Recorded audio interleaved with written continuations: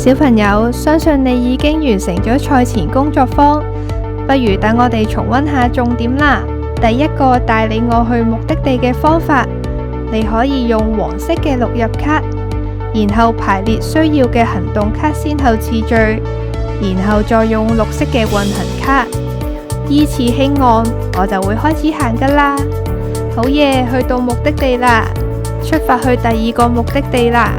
呢個時候，你就可以重新調整行動卡嘅先後次序，帶領我去第二個任務目的地。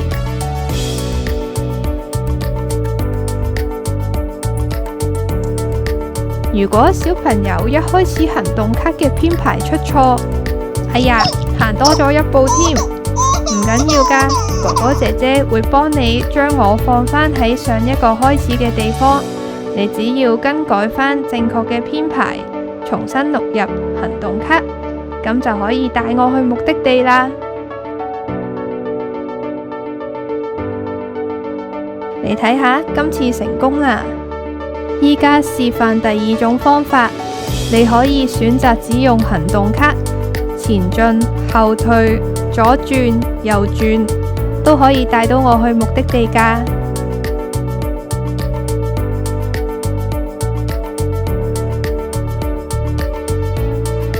好啦，完成咗任務1、2之後，就俾啲挑戰小朋友你哋啦喎。